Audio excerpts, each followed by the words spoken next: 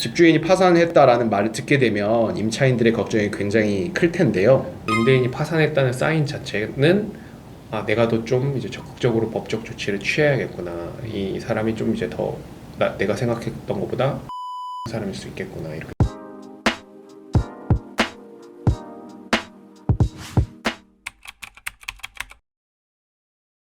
안녕하십니까. 안녕하세요. 제시의 파트너스 최성민 변호사. 정종욱 변호사입니다. 네, 안녕하세요, 정 변호사님. 네, 안녕하세요. 요즘도 전세 사기 사건 많으시죠? 엄청 많죠. 네, 전세 사기 사건 관련해서 지금 어떤 종류가 문제가 많이 되고 있습니까? 그러니까 이제 뭐 전세 사기 사건이 좀 뭐 언론 보도로는 줄어들었다고 하는데 맞아요. 뭐 절대적인 양 자체는 줄어들었을 수도 있겠죠. 근데 뭐 이게 전세 사기 사건이란 것 자체가 피해자분들한테는 굉장히 이제 안 좋은 영향을 미치는 사건이기 때문에 한 사람이라도 좀 그런 피해자가 있으면 좀 이제 굉장히 이제 좀 마음이 안 좋은 것 같아요. 근데 요새는 또 수법이 또 이제 굉장히 이제 교묘해졌습니다. 요새 이제 가장 많은 것 중에 하나가 또 이제 집주인이 이제 파산했다는 이제 집주인이 파산하거나 이제 개인회생했다 이래가지고 어떻게 해야 되냐 이렇게 멘붕에 빠지셔가지고 좀 저희한테 도움을 요청하시는 분들이 이제 굉장히 요새 들어서 급격히 많아지고 있는 상황입니다. 네, 맞습니다. 정 변호사님이 말씀해 주신 것처럼 예전에는 전세 사기에 대한 이제 임대인의 책임이 있느냐 없느냐 이 부분에 대한 이제 책임을 추궁하는 1단계 파트가 사실 문제가 됐었는데 요즘 같은 경우에는 책임이 인정된 임대인들이 개인회생이나 파산을 통해서 집행 자체를 사실 이제 빠져나가려는 미꾸라지처럼 이제 빠져나가려는 그런 현상들이 좀 많이 있습니다. 그래서 집주인이 파산했다라는 말을 듣게 되면 임차인들의 걱정이 굉장히 클 텐데요. 예, 그럴 수밖에 없죠. 이제 파산 이러면 또 요새 뭐 또 한 대형마트가 또 이제 회생 신청했다고 또 이제 온 나라가 이제 시끄러워지지 않았습니까? 그거 마찬가지로 일단 뭐 전셋집이 경매에 넘어가거나 임대인이 이제 파산한다고 하면 세입자분들은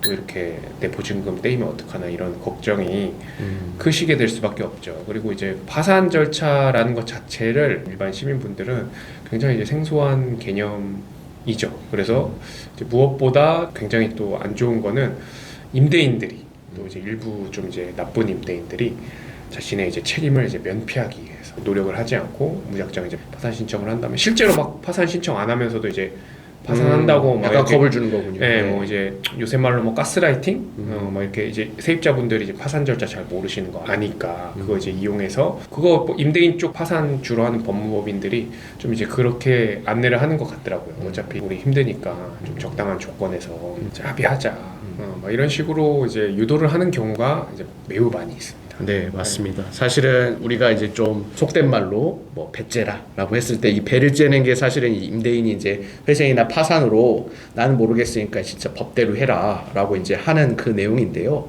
사실 이제 세입자들이 제일 궁금한 거는 이겁니다. 우리 집주인이 지금 파산한다고 하는데 그러면 내 보증금은 떼이는 것이냐? 이 부분은 어떤가요?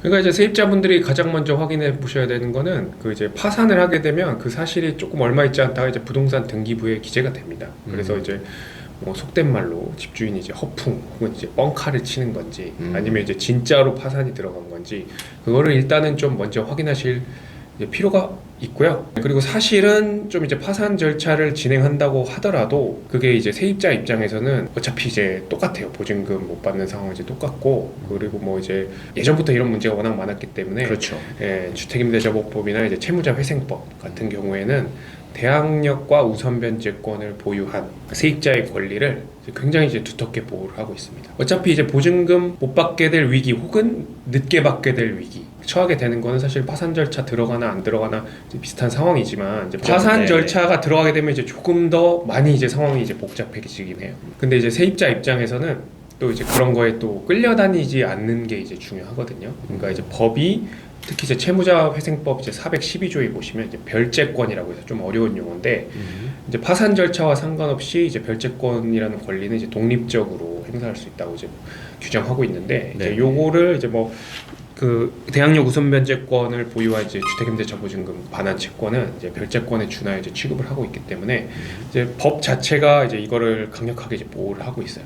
세입자들 분들이 이제 기억하셔야 될 거는 그러니까 이제 파산 절차도 이제 굉장히 이제 오래 걸리거든요. 예, 파산 절차가 이제 굉장히 이제 오래 걸리는데 1년 정도 걸리죠. 예, 이게 전세 보증금이 보통 이제 뭐 적게는 수천만 원, 보통은 이제 한 2, 3억 원 정도 된단 말이에요. 1억은 그냥 넘고 이거를 이제 못 받게 되면 이제 안 갚는 집주인은 이제 시간이 지날수록 이득이 되고 그렇죠. 예, 네.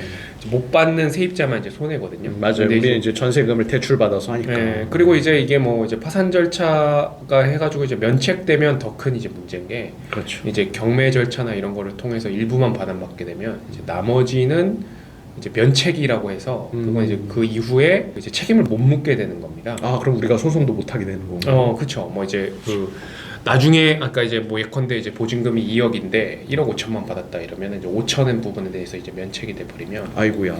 네. 예, 좀 이렇게 심각한 상황인 거죠. 시간적인 부분과 비용적인 측면을 생각했을 때 세입자분들 입장에서는 이제 그 임대인이 이제 하는 대로 끌려가셔서는 이제 절대 안 되고요. 일단 이제 법이 보장하는 권리를 좀 이렇게 적극적으로 행사하실 필요가 있고 고의적으로 이제 채무 이제 뻥튀기 한 다음에 빚 뻥튀기 한 다음에 이제 파산 절차 악용하는 경우도 있거든요. 그렇습니다. 네. 그런 경우에는 좀 이렇게 민사적인 절차뿐만 아니라 뭐 이제 파산 사건 대응이라든지 뭐 보증금 보완 소송이라든지 뭐 임차권 등기 명령이라든지 이런 것뿐만 아니라 임대인 이제 형사 고소를 하는 방법도 좀 이렇게 적극적으로 이제 고려를 해보셔야 돼요. 그러니까 이제 파산 절차라는 거는 이제 굉장히 많은 변수, 특히 이제 법을 잘 모르시는 세입자분들이 생각하셨을 때 굉장히 예측할 수 없는 변수들을 이제 많이 발생시키기 때문에 그거는 사실 임대인은 이제 판을 홈탁하게 만들면 사실 자기는 좋은 거거든요. 유리할 수 있죠. 네, 그죠. 네. 어쨌거나 파산 절차가 뭐 한 10개월 진행된다고 하면 그 기간 동안 뭐 이제 돈 숨통을 돌릴 수 있으니까. 숨통 돌릴 수 있는 기간이니까. 그리고 뭐 예컨대 파산 절차가 또 그 면책이 안 될 수도 있습니다. 임대인이 이제 고의적으로 뭐 뻥튀기 한다거나 이런 경우에 이제 안 될 수가 있는데, 그럼 예컨대 이제 10개월에 그런 결정이 났다고 하면 이제 10개월 또 날린 거잖아요. 네, 그렇죠. 네, 그래가지고 그 시간 동안이면 충분히 이제 뭐든 할 수가 있거든요. 네, 그래서 뭐 세입자 입장에서는 확실히 이제 조금 더 이제 복잡해지긴 하는데, 이제 임대인이 파산했다는 사인 자체는 내가 더 좀 이제 적극적으로 법적 조치를 취해야겠구나. 이 사람이 좀 이제 더 내가 생각했던 것보다 질이 안 좋은 사람일 수 있겠구나, 이렇게 생각을 하시는 게 좋을 것 같습니다. 네, 오늘은 정종욱 변호사님과 함께 전세 사기, 그 중에서도 임대인이 파산을 한 경우에 세입자, 우리 임차인들이 이제 어떻게 할 것인지 이 부분에 대해서 이제 중점적으로 말씀을 나눠봤는데요. 아까 말씀하신 것처럼 사실은 임대인이 파산을 하던 파산을 하지 않든 집주인이 지금 내 전세 보증금을 바로 이제 임의로 변제할 수 없는 그런 이제 불가능한 상황이 있다는 건 사실 동일하고요. 다만 파산이라는 절차가 있기 때문에 조금 더 불확실한 변수가 생겼다. 그렇기 때문에 임차인의 입장에서는 조금 귀찮지만 적극적인 법적 대응을 통해서 이런 이제 사건을 대응하면 그래도 그 전보다는 조금 더 이 회수율을 높일 수 있다라는 부분에 대해서 얘기를 했습니다. 이 임대인 파산 같은 경우에는 아까 말한 것처럼 파산과 면책이라는 것들이 이제 같이 시리즈로 붙어서 나오는데요.